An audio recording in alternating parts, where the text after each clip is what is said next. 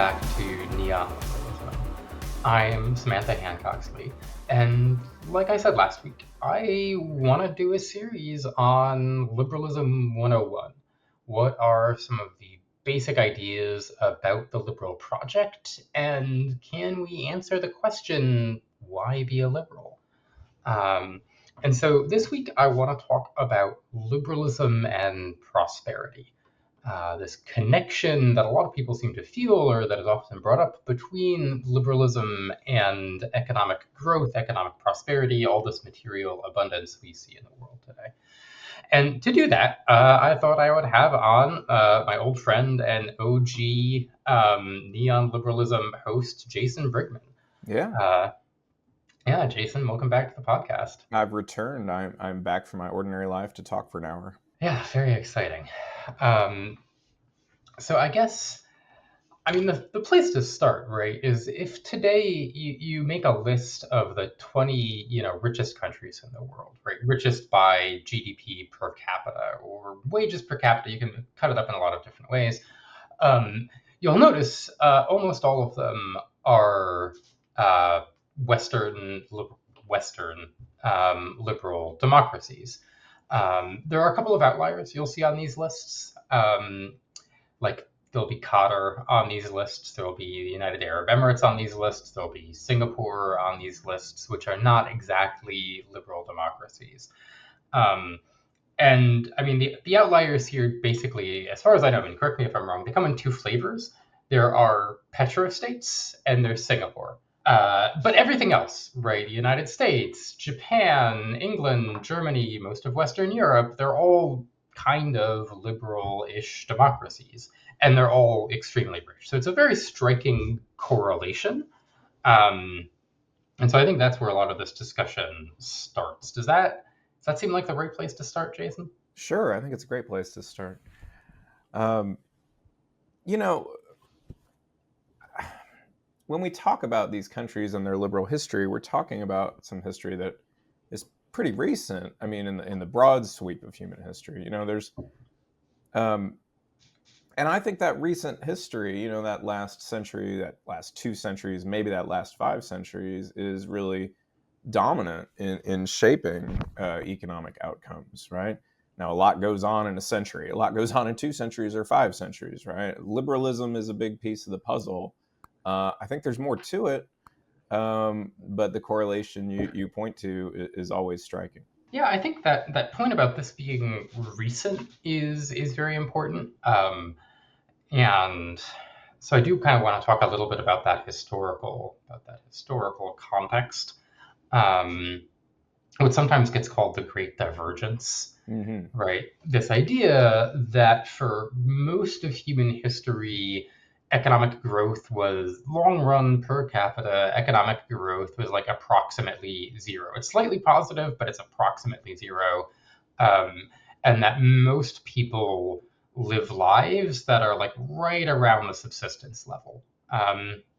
Is that an accurate picture of human history before the last couple centuries?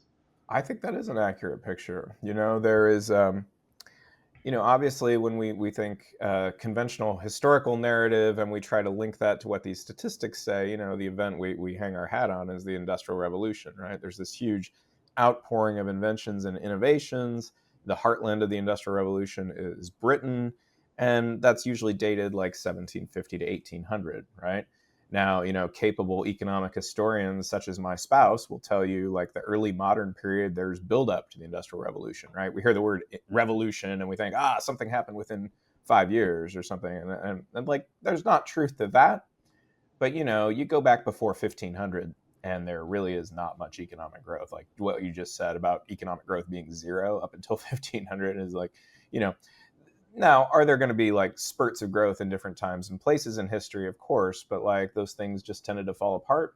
The thing that sets the Industrial Revolution and the subsequent period of great economic growth, which, like you say, is often called the Great Divergence, what sets that apart is there's this outpouring of innovations that just keeps building on itself, right?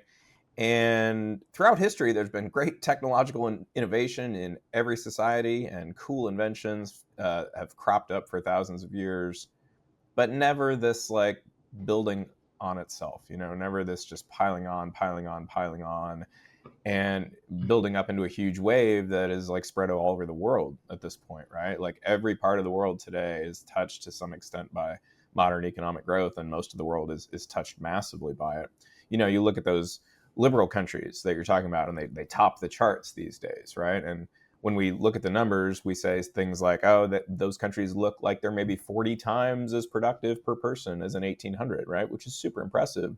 But I think it's worth pointing out that even a country like Russia or something like that is going to be at 20 times its productivity in 1800 or something like that. So, like this modern economic growth is everywhere, and it is everywhere to differing extents. Yeah, so I mean, I think this idea of, the great divergence is something that I didn't really appreciate for a long time, is just how stark it was. I had this picture of, oh, human history, it's like a long, steady upward trend, and maybe things in the past weren't so bad, or they were a lot like us. But it does seem like there's like something really important happens, like you said, around 1750, 1800, right? We have a kind of a specific time and a specific place. Like you said, it's in Britain, right around this time period, that like something fundamental changes, like that, like has totally reshaped the lives that you live and I live, and like you said, everyone in the world lives.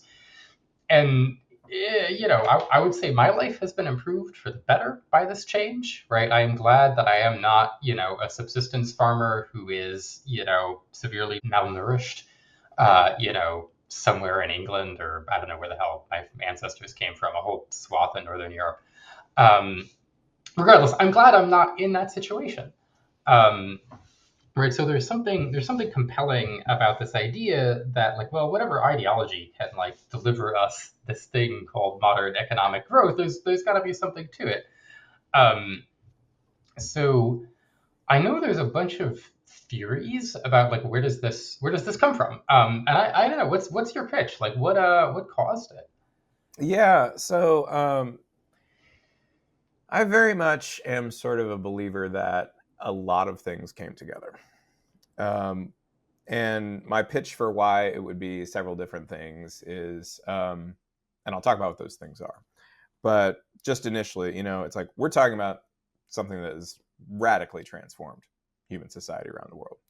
So to me, it's sort of like the fact that that has happened, the fact that there has been a radical transformation of the way people live, like maybe points to, and it's only apparently happened once. To me, that points to a big confluence of factors, not just one thing like must have hit, because it seems like if it was one factor, like maybe it would have hit earlier or something. And anyway, so let me talk about, you know, among economists, like probably I would say the leading story comes from the economic historian Robert Allen. I think you've talked about him on here before. And Allen's story is a story where when these technological innovations came along in Britain, that Britain happened to be a place where wages were high and energy costs were low at the time. And this itself surely has causes, right? But in Allen's story, he says, look, around the world in history, there have been these moments of great innovation, but then no takeoff, no like starting to pile up, right? And the economic historian Joel Mokyr has dominated a lot, or has not dominated, documented a lot of that, right? And Allen's story is that in Britain, though, say that you created a great, not even a great innovation, a decent working labor-saving device at a time when wages are high and energy costs are low in your country, it suddenly becomes, you can have a product, you can have a business, you can reproduce that item and use it in factories, and people can use it in manufacturing, and people can use it in their homes to save labor. And why is that? And it's because the cost of running the machine is maybe for the first time in human history, less to run the machine on energy than it would be to simply pay people to do the work by hand, right? Um, Manufacturing is not new in the Industrial Revolution. What's new is the fact of manufacturing with these fantastic labor-saving devices and these like large machines in factories and so forth, right? Manufacturing by hand, though, would be cheaper in a place where wages were very low, right? So one of the classic arguments that Alan puts forward is, he says, say that the whole story was just that these inventions in Britain were brilliant, right? And then we had these brilliant inventions for the first time, right?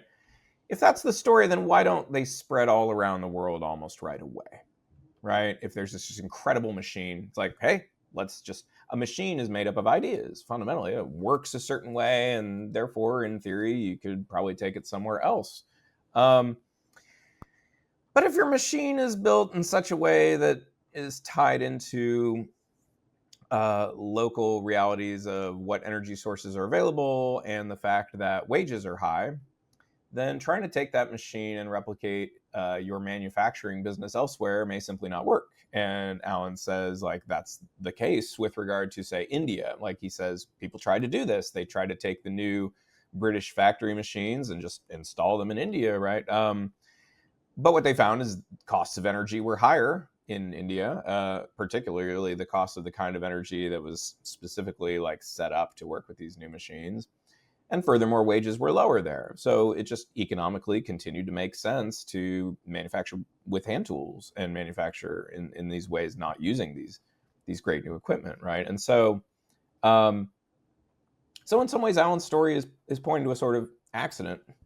But like I said, Alan's story is great and intrigues economists. Like, we love this story because it's a story about incentives, right? But like I said, I just think there's a lot more going on. We know that because of the opening up of the New World, or you might say the exploitation of the New World, you probably should say it that way, there's a massive influx of wealth to Western and Northwestern Europe in the couple centuries before the Industrial Revolution. And if you think, like you were saying, and it's true, in all of human society up until then, your typical person's living at a subsistence level, right? And most everyone is living at a subsistence level, right? How much time in your day, when you are struggling to produce enough food to get by and you're hungry, not only time but energy, how much time do you have to sit around and tinker or think even, and so there's this argument about the effect of the exploitation of the New World, the opening of the New World, in that it was a truly massive influx of wealth to Western and Northwestern Europe, lifted the population above basic subsistence in those few centuries leading up to the Industrial Revolution. And that frees up lots of time. That supplies a lot of human energy when people are not, on the brink of maybe not quite starvation on a daily basis, but when hunger is like general. And then it's not, right? And then there's more people with more time and more energy to tinker and explore and think about ideas and so forth, and I think it's not coincidental. Mokir, when he talks about the Great Divergence and where it comes from, he also talks about science and the growth of the scientific community in Europe in the 1600s, right? And I think you kind of go back again to Europe had become a somewhat comfortable place in the 1500s, 1600s, 1700s. Some large portion of that has to do with, our not traditional, but our, historical understanding of why Europe got rich at that moment is, it's a lot of factors, but a lot of it is that influx of wealth that they had. And this is like a one-time event in human history, right? We discovered half the world, and not we, but Europeans at that time. I'm living in Texas, so anyway, it's obviously a result of all that. Yeah, so there's a lot there to chew on. I definitely want to emphasize something you said, that like one of the big questions here isn't just why Europe or why Britain, but why not anywhere else, right? Like you said, that we see these little, what do they call them, efflorescences, like these little burgeonings of invention or of economic growth here and there, but they don't take off. They don't start building on themselves in a sustained way. And so understanding why those didn't happen, I think, is also part of the key here. But I also want to talk a little bit about these big stories that you're telling. Um, right. So the one that you talked about, the Allen story about expensive labor and cheap coal, is one that I'm a little suspicious of. Um, right, because it's true, Britain does sit on pretty large coal deposits, but it's hardly the only place in the world that sits on large coal deposits. Right, it's hardly the only place in the world that thought, hey, we can dig this stuff up out the ground and use it for fuel. At one time or another, people have tried that. Right, that cheap, like this is what I mean about, well, we have to explain the things that didn't happen. Um, right, if other places also had cheap energy, why didn't they take off in the same way? I Yeah, mean, it's a big that's yeah. question. It's a big question, and I like I say, I believe it's more than that story. But I do think that story is essential. It's an essential part of it that wages have to be at a certain level, and energy costs have to be at a certain level for you to have an industrial revolution, right? Otherwise, there's no market for the new innovations, right? Like say I invent, and this is an example I always use in my classes, right? But say I invent a new washing machine, right? Mhm. And if we know anything about the history of the world, we know that washing clothes by hand is incredibly horrible and drudgerous. Drudgerous? We're inventing some new words today. Task, right? It's awful. And so you'd think people would jump at the invention of a new washing machine, right? But say that it costs a certain amount of money to run the washing machine, and say that it does not cost very much to pay somebody to wash your clothes by hand. There is not going to be a market for this washing machine. And if there's no market for it, then you can't have a business making washing machines. And if you can't have a going business making washing machines, your washing machines can't get any better. When you first invent something, it probably barely works. It's the process of having a business and making the washing machines again and again and again, and competition and all these things that takes your initial invention from something that barely works to something that is like reliable and awesome. You know what I mean? Imagine our world where there's no market for computers, right? Mhm. They wouldn't work the way they do now. I turn on brand new computer and it just works. I'm old enough to have turned on a brand new computer in 1985 and it didn't work. You spent days trying to get your new computer to like function the way it was supposed to, right? And of course, it couldn't do very much, right? So having demand for your product is everything. And in a world where washing your clothes by hand is inexpensive to hire somebody to do that, where's the market for the machine that runs on the expensive energy to come from, right? So um, now that's like taking your point and like going back and telling this story again. But I'm trying to rescue Robert Allen a little bit. I'm saying like it's got to be part of the story. It's got to be part of the story. But I agree with you. There's got to be more to it, right? Unless you believe that Britain is the first place ever to have high wages and low energy costs in human history, which I don't know, but I'm that would be a tough argument. That would be a tough one to prove, right? That'd be very hard to prove given the yeah, way, yeah, we don't yeah, have a lot of the data. paucity of data in the Exactly. pre-modern world. It'd be very hard to And I prove mean, I that. do want to emphasize that innovation cycle, because I do think that that's kind of like what makes the world go round these days. Right, is that it's not like people have this idea like, oh, Thomas Watts invented the steam engine, and then that was that. We had the steam engine, like you clicked a button on the tech tree, and it was great, and you were done. But that's just like, I mean, like this is again the great sweep of human history, not very well documented. The development of the steam engine, pretty well documented, and it wasn't one thing, right? There's like 100 different little innovations and little tweaks, and like, oh, if I move this gear here and like have a different gearing or a different crank, or like we're gonna rechange these boilers in a different way or build them out of a different metal or like just improve quality. These are all like tiny little incremental improvements that you're doing because you're engaged in a very competitive marketplace, right? Because you are trying to sell this machine to somebody who cares a lot about how efficient it is and has money to pay you for it, right?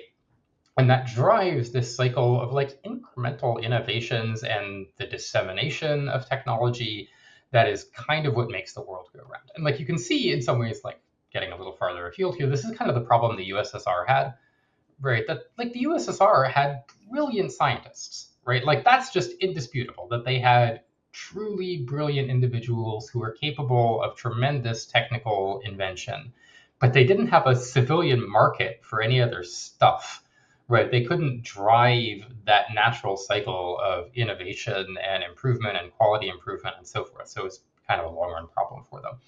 But anyways, I'm getting ahead of myself, behind myself, whatever.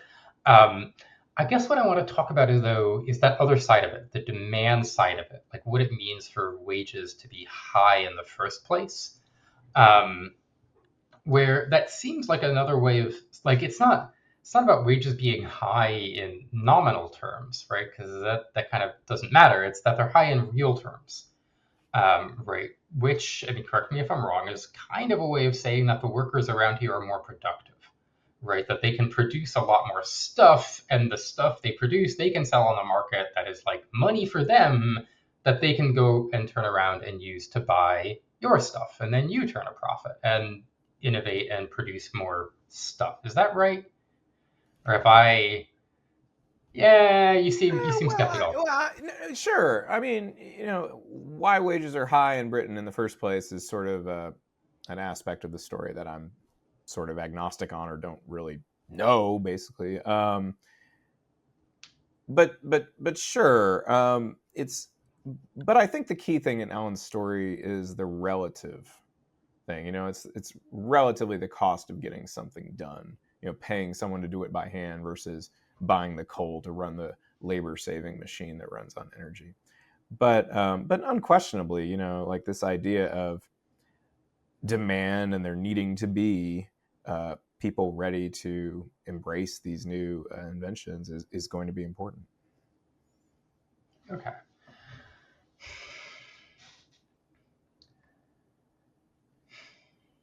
So yeah, I mean, I'm still, I don't know. I'll Yeah. raise some more quibbles, and maybe you can allay my suspicions.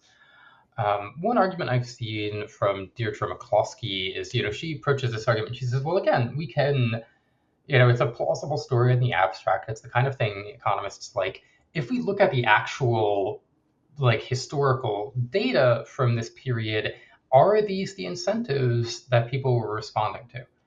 And she argues it doesn't look that way. It looks like the people who were building steam engines were obsessed with economizing on the price of energy and like the amount of coal that the steam engine, required, but they really didn't seem to worry that much about labor costs. Right? When they were talking about innovation, it's all on the side of like economizing on energy inputs rather than labor inputs. Um, do you think that response is plausible? That little nitpick, or It could be. It could be.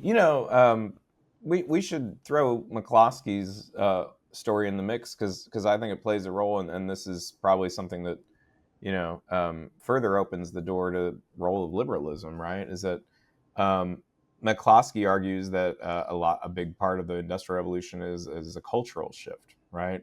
Like this respect for what we might think of as ordinary jobs, middle class work. Grows and appears in some way, right? Respect for the bourgeois in society, right? And she says this comes along in the Netherlands, and it comes along in the 1600s, and it comes along in England later, and now she says it's everywhere. Where her argument is like, prior to this time, unless you were a priest or a warrior, you would get no respect, and you can see we're going back there again in today's world, right? At least on the warrior side, right? And so this, who, I always interpret McCloskey as saying, a modern economy relies on all sorts of people doing all sorts of different kind of jobs, and so if only a couple types of jobs are respected in society, then we are raising our children generation after generation, aspiring after two jobs, right, and not aspiring after the wide variety of jobs that it takes to really get anywhere, So I absolutely, think McCloskey's story has a lot to it. One of my favorite pieces of evidence she has is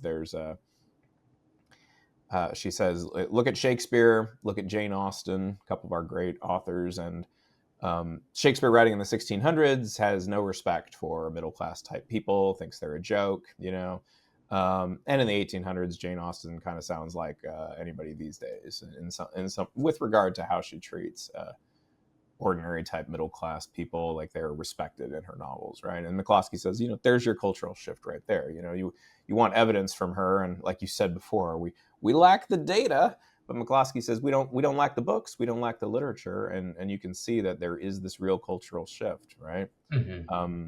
So that's, I believe, her kind of fundamental story about the Industrial Revolution. Yeah, so maybe I should just make the liberal case, Yeah, go right? for it. Make the I've talked about McCloskey a little bit. You've talked about McCloskey. There's also the so-called new institutionalists. What is it? John North, Joseph Wallace, and Barry Wine. I can never remember their first names. North Wallace and There Weingast. you go. Um, and their argument, and this dovetails with McCloskey, like they're not quite the same argument, but you can see how they're closely related, right? Is that why don't we see growth in the pre-modern world? It's because there's no respect for people who produce and innovate. There's respect for warriors, right? People who are in charge and don't work.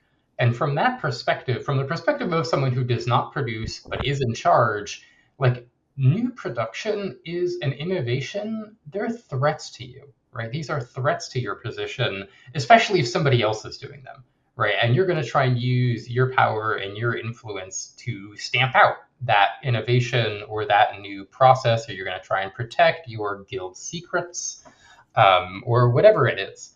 But generalized economic growth is seen both with some degree of disdain and some degree of fear, right? Or innovation is seen with both disdain and fear.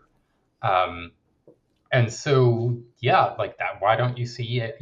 This building on building on building of innovation? It's because social structures exist to squash it. Mhm. And what we see in the Netherlands and in England is a change of those norms and a change of those social structures, right? That we both begin to elevate commerce culturally, elevate production and innovation and making money on a cultural level, but we also see institutional changes that support this, right? That enable people to mm, like that break down the barriers of exclusion that will keep people from pursuing their own forms of an innovation, right? We give more people more access to certain kinds of economic participation, right?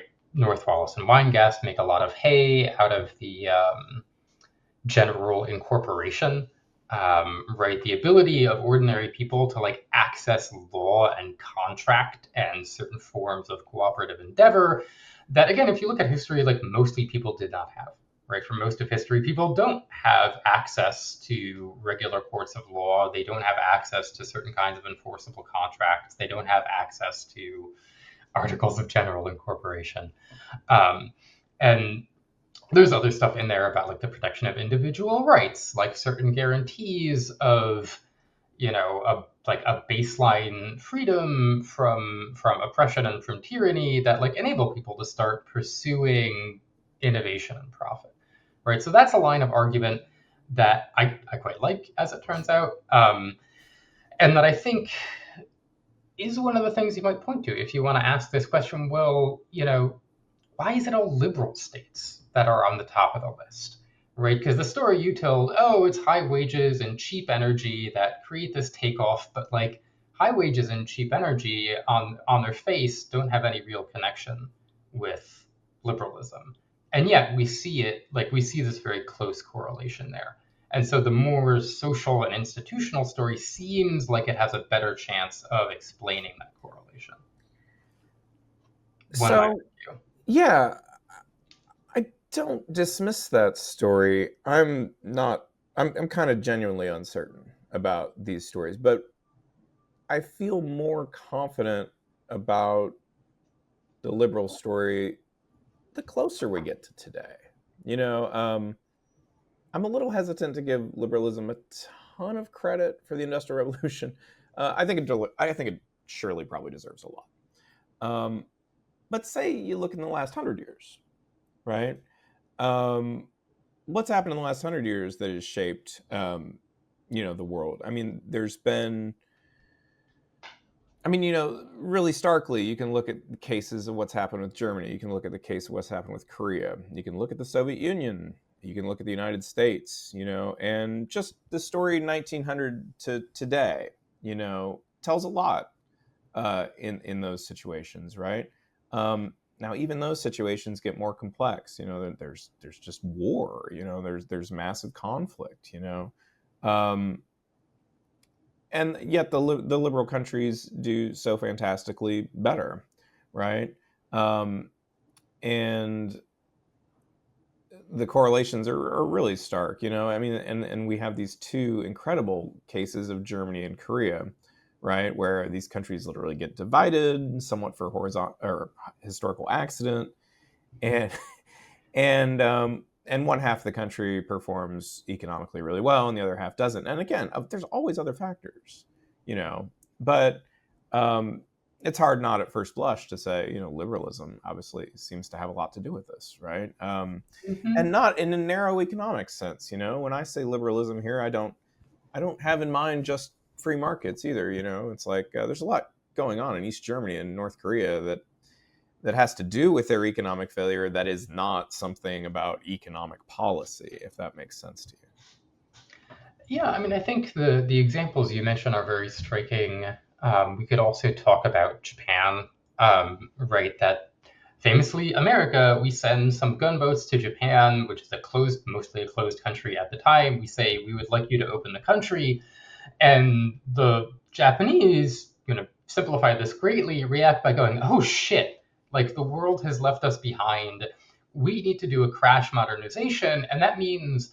We need to like embrace all the institutions that these countries that have shown up with gunboats have, right? We need to have colleges and universities. We need to have a parliament. We need to have courts of law. We need to have I don't know, a bunch of other stuff that they kind of we need to have newspapers. Right? We're just going to import that whole suite of institutions. Maybe not the whole suite. There's certain important qualifications here. Um, and they're not the only country in history that's done this, right? Like, there's an argument that I quite like about the fall of the Soviet Union and like the divergent outcomes of, say, Belarus and Poland, right?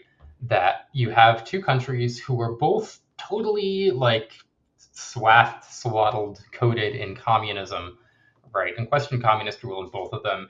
And then after they take pretty divergent trajectories, and in Poland's case, again, it's in part because they say we're just going to import the whole suite of Western institutions, right? We're gonna have a Supreme Court, we're gonna have a central bank, we're gonna have a parliament, we're gonna do crash privatization of everything in the economy. It's going to be very painful, and it was very painful. But then, you look back 40 years later, and like the divergence between Poland and the other former Soviet republics, the other former members of the Warsaw Pact that did not embrace the Western suite of institutions quite so thoroughly is quite striking. Mm. Um, right. So I think there, but anyways, I think you raise an interesting point, right? That we can have these arguments about the Industrial Revolution. Like, what caused the Industrial Revolution? Why didn't it happen anywhere else? And, like, that can be a very complicated story. And in many cases, a story we don't have great data about. And so it's just hard to, like, parse out these little theories. But then you look at the last 100 years, right? We have much better data, and there do seem to be some of these very striking examples where embracing the Western style of a liberal democracy seems to generate better economic returns for you. I think our liberal or liberalish, or at least liberal sympathetic narratives about economic history, they look a lot better once you put the right wing sort of narrative up against them and contemplate how bad it is and how weak it is and how Yeah, ridiculous yeah. it really is, right? And so, you know, uh, like we're saying, I think recent history, I think it's almost obvious that it matters far more than, say, really distant history. Everything we've been talking about is within the last 100, 200, 500 years. There's this right-wing narrative these days that no, no, no, the last 500, 200, 100 years don't matter. What matters is actually long, long ago, 3,000 years ago, 2,000 years ago. And these folks want to, they on the right wing, they have this narrative that like, no, no, no, your economic fortunes today are determined by what happened thousands of years ago. The world has been set in stone, right? And everything, apparently everything you see about recent history and these divergent outcomes at different places is some sort of mirage, right? So what these right wingers are doing is they're appealing to a very small set of research papers that purport to show this, right? Mhm. That this idea that today's economic fortunes were set in stone thousands of years ago, and that all that really matters is some sort of incredibly slow changing factor through history that they like to say that they think it's cultural, but like fairly obviously they really believe it's genetic. They just don't want to say that, right? Because they Yeah, so go I mean, ahead. I want to jump in here just to like I to lay out for our listeners what kind of theories you're talking about, right? Where like the once upon a time, you just during this period we're talking about the Industrial Revolution, there were these theorists who talked endlessly about the natural superiority of the Anglo-Saxon race. They couldn't shut up about it, right? The Anglo-Saxon race had like just the right combination of like intelligence and bravery. And like, oh, those Chinese, they have a lot of intelligence but no bravery. Oh, those other savages, they're all bravery, no intelligence. We're the happy medium. This is on it's really kind of funny because like the ancient Greeks thought the exact same thing about themselves. Like you see this, it comes up over and over again, and like these kind of like self-congratulatory like ethno-fakery. Right, but there's all this. This is like old-timey racism, Oh yeah. basically. And these days, you're talking about, and like they had that theory about themselves and their own dominance.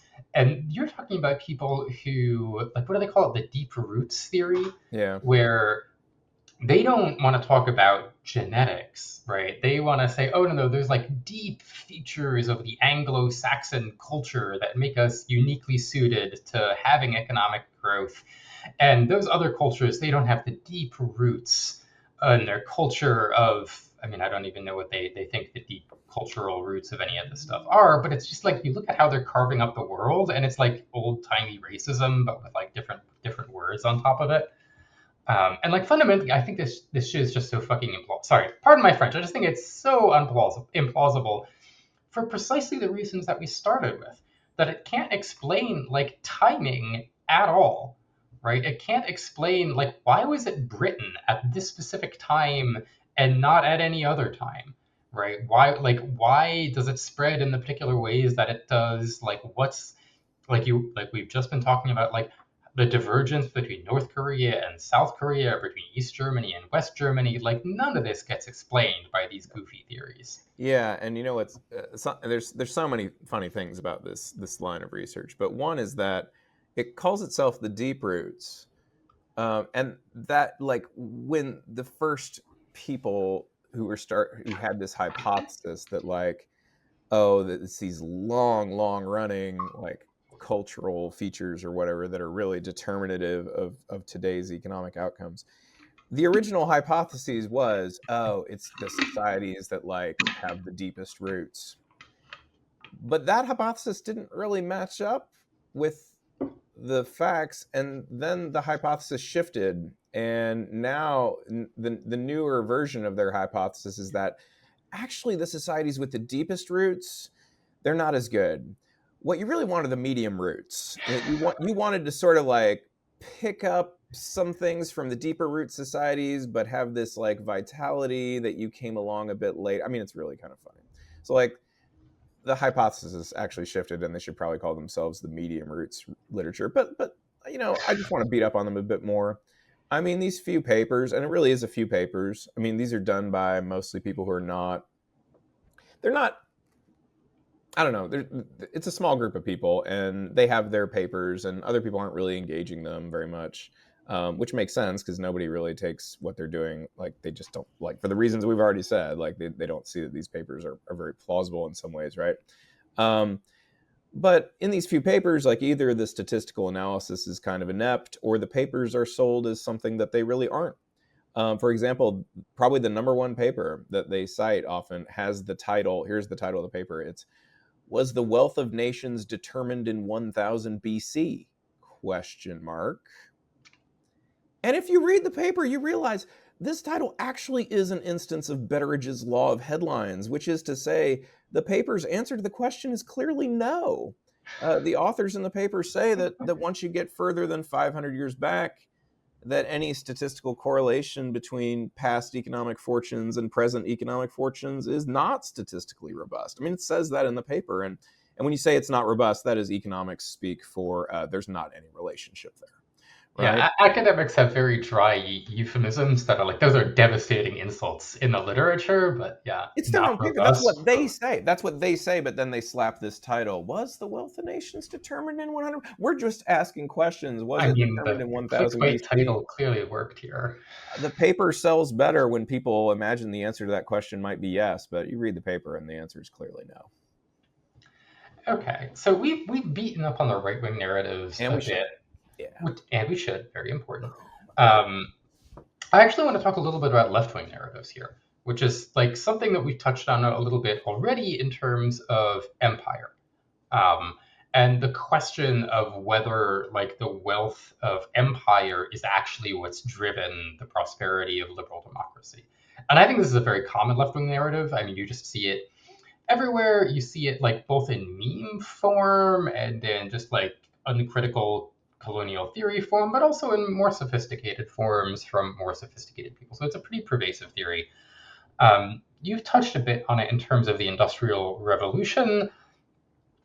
I mean, I guess this gets back to some of the multifactorial questions we've been talking about, because again, Britain's hardly the first empire in history, right? Even at this time period, we see Spain and Portugal establishing enormous empires in the New World from which they extract enormous wealth. They don't have an industrial revolution. There are other empires in other places. They don't have an industrial revolution. But, you know, maybe we can make this argument. Oh, it was one of many contributing factors. It was important for like raising the standards of wealth in Britain, which enabled people to have more free time or something, various kinds of priming the pump theories that I'm, again, a little bit skeptical of. But I want to focus on the modern world, right? The last 100 years, where, because that other stuff, we can argue about it. We could argue about it for a long time. But for the modern world, it seems like we have a lot better evidence, or at least a lot better data. What do you think of the argument that the economic growth in the last 100 years is driven by imperial and colonial extraction? So I would say that a lack of economic growth is often driven by it. Yes. And guess what? When you take the outcomes of all the world's countries and you run a regression on them, the lack of economic growth ends up the same thing as positive economic growth. Like in your, like, you know, like say you're trying to say why are the liberal countries ahead, and that implies these other countries are behind, right? And I just think the world would be a much more equal place economically without like the colonialism. I mean, we within the last 100 years. I mean, or let's go 144. I think it is right. Let's include the 1880s, and that's the time at which the scramble for Africa starts, which is just a huge joint invasion of basically the entire African continent by 7 European countries. They behave completely extractively toward Africa in general, because it really was. It was just, and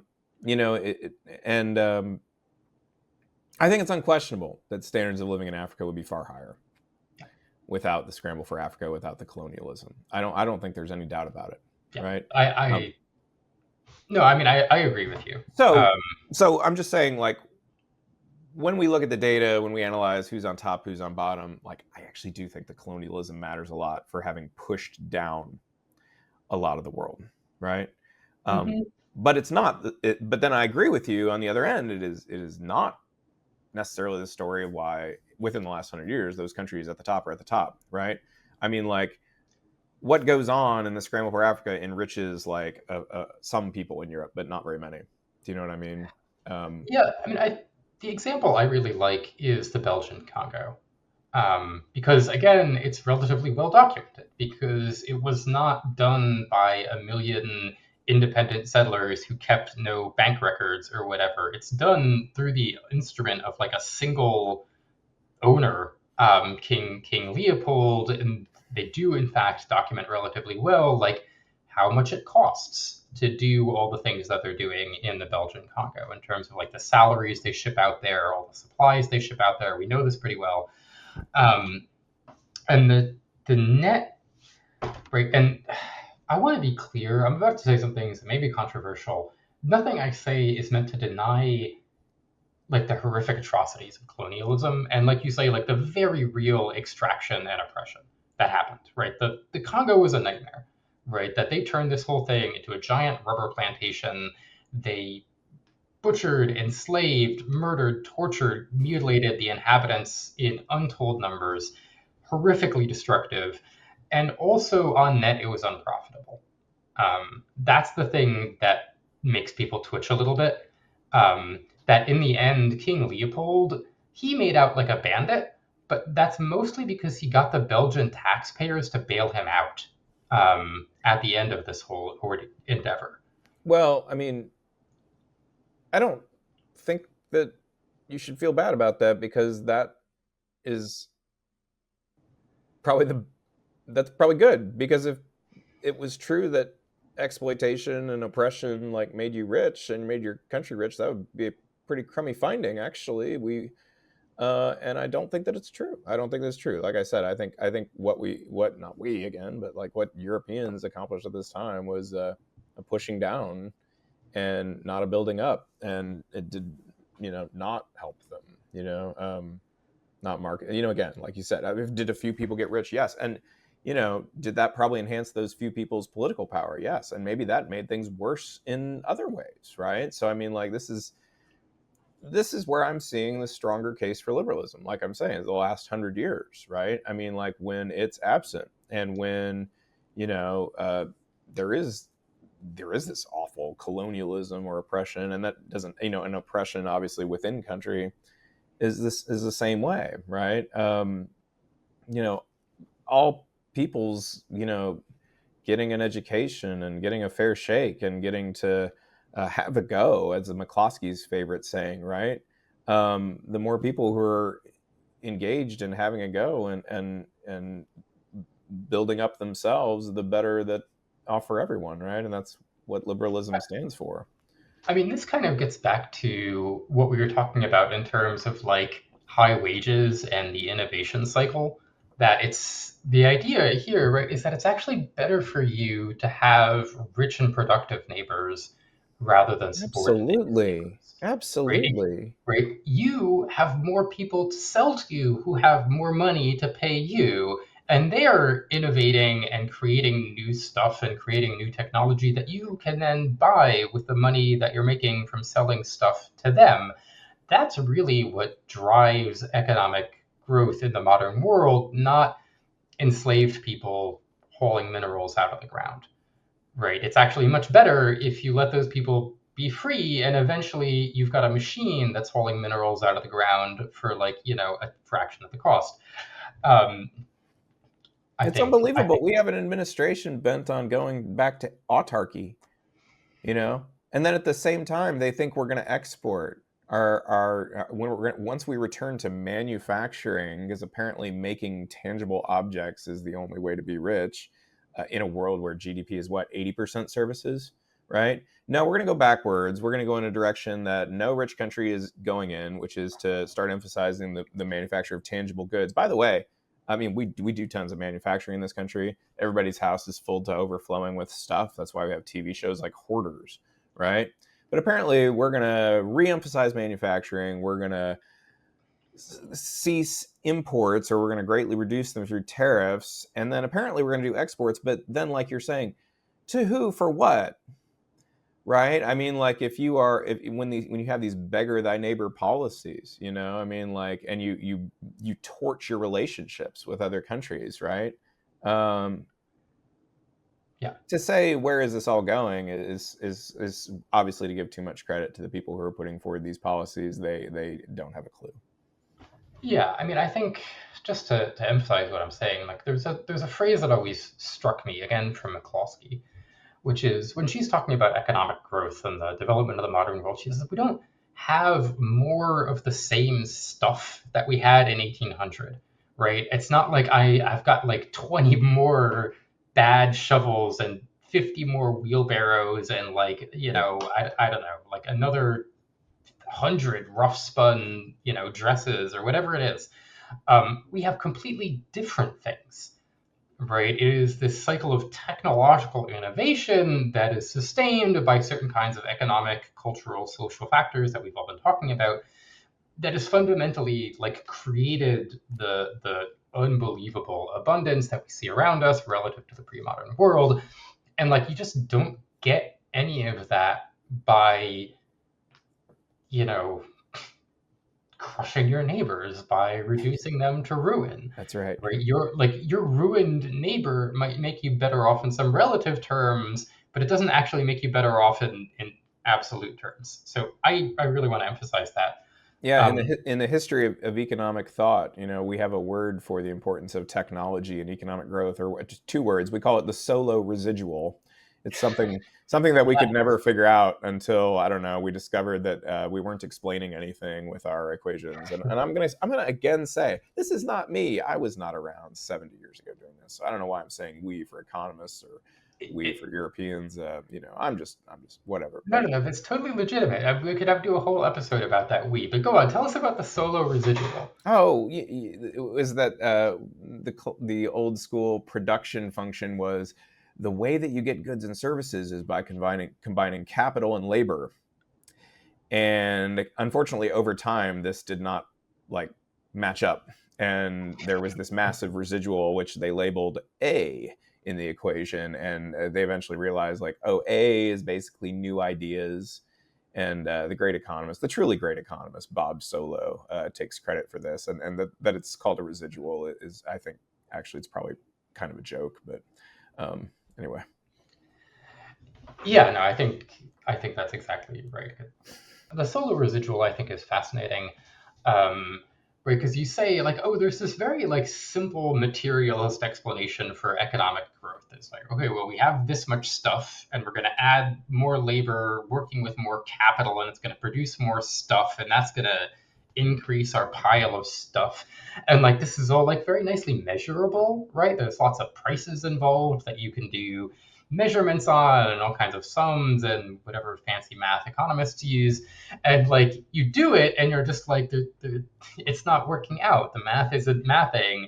Like you said, if your story is we're just going to combine capital and labor and produce more, it's like I'm piling up more fence posts, I'm piling up more bricks, and like where does the new idea for a super awesome engine come from? Like I don't know, nowhere, right? Not in that story. Yeah, no, the key thing, like you say, is this innovation. Yeah. And I mean, we keep on saying technology, but technology isn't even always like a big metal engine. It can just be like changes in practices, right? Changes in how people do things to make things more efficient, or to do things more efficiently, or to produce a product of better quality that people want. Well, like, or whatever. Yeah. Long story here. I just prefer calling it new ideas. People say innovation, technology. I like just new ideas. It's new ideas.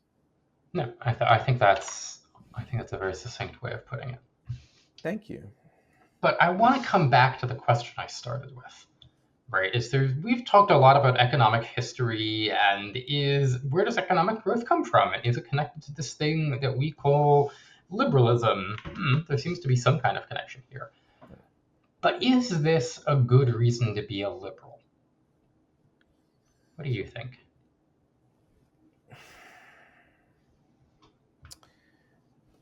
Sure, but it probably isn't why you're a liberal if you're a liberal. I'm not. So I think it could be a good reason, but is it really what inspires us and what I would say not.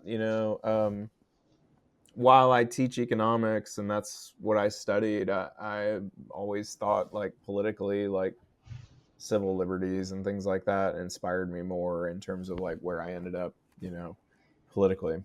Um, so that there's not a lot of inspiration in just talking about being richer.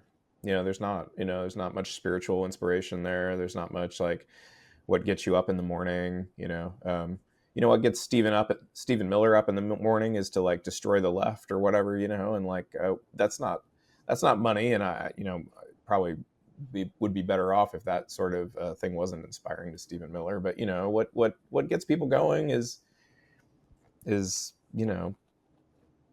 faith and family and ideas and ideals and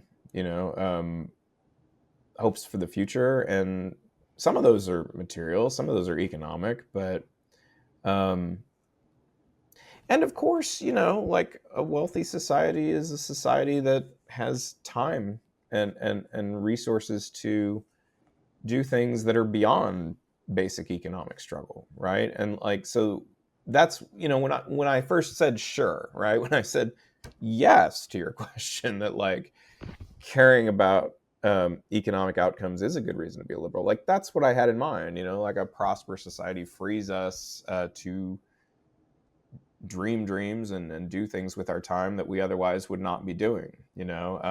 Like I was saying about the Industrial Revolution. In a world where almost everyone is a subsistence farmer, where does the time to tinker? Where does the time to think new ideas come from? And it's hard to find. It's hard to find, right? And in a prosperous society, it is not hard to find. So it might not be an inspiring reason to be a liberal, but it is a sound reason to be a liberal, and it, in conjunction with other good reasons. Yeah, I think there's a lot in there. I mean, just historically speaking, you're quite right. Like, who are the first liberals, right? Like, obviously, there's John Locke. I mean, you got to be among the first, right? You can look at the founding fathers as early liberals. None of these people had the history we're talking about. None of them had even lived through the Industrial Revolution because it hadn't happened yet, right? That's not the history that they're looking at. That can't possibly be the reasoning behind their convictions because it's all in the future, right? The first people who are out there saying, we should have a society based on democracy, based on freedom, based on individual rights, like they could not possibly make the argument, and therefore it'll deliver us into a realm of material prosperity that is like 3% better next year than it was this year, Right. right? That just doesn't exist. Like you say, they had a deeper, more spiritual justification for what they believed.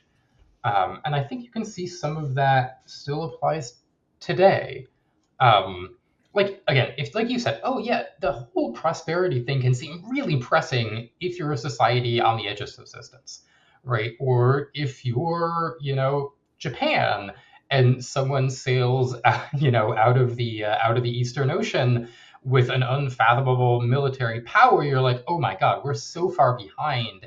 It is like a national imperative that we have to increase our, technological development. But we don't really find ourselves in these situations where we're menaced by some unimaginably superior oppressor. We're not menaced by starvation, by the literal edge of subsistence. We are a rich and powerful society. And that gives some people, and that means that, like, how to put this? The argument from economic growth is fundamentally an instrumental argument, right? Oh, you should pick liberalism because it has all these nice effects. But, maybe you're already comfortable, right? You're already living a comfortable life in America. You feel like you have enough prosperity and enough stuff, and you want, and like you say, oh, yeah, maybe you're Stephen Miller. You say, I'll take that trade off.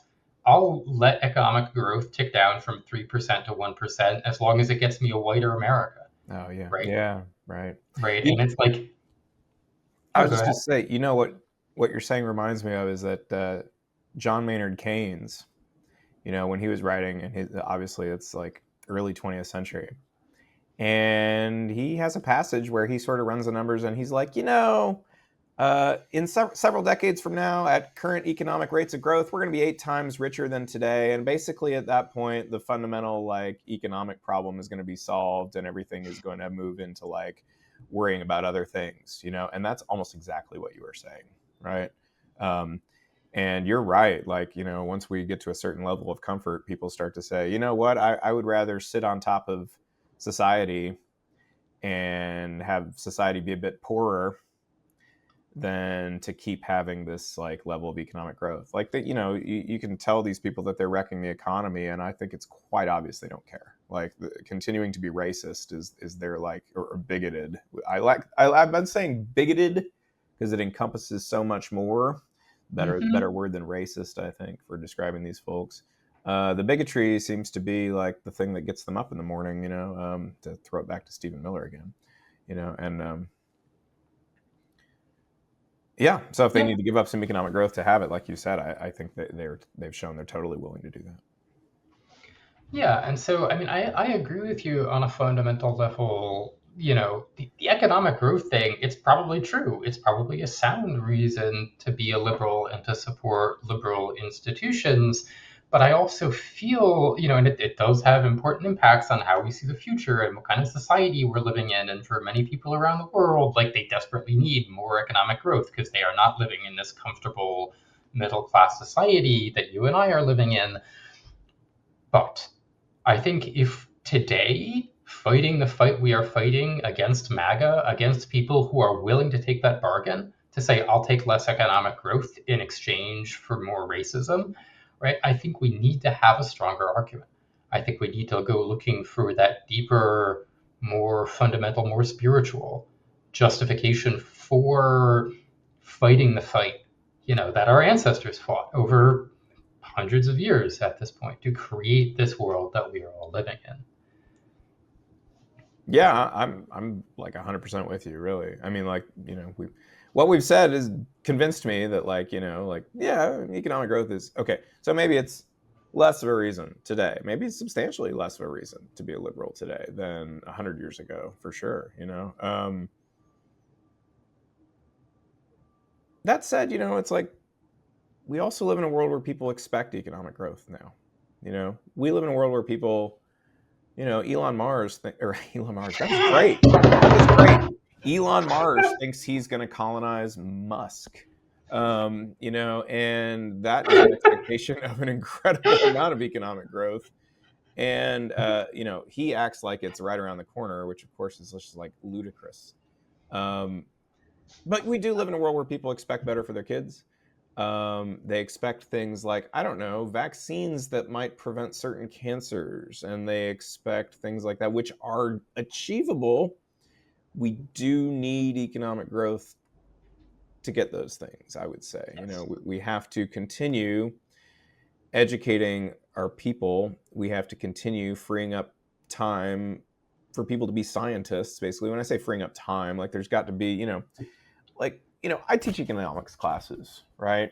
And if the rest of the world wasn't producing all the things they were producing, like no one would let me be an economics teacher. Everyone would say, we need you out in the fields to grow some corn and help us Well, out, right?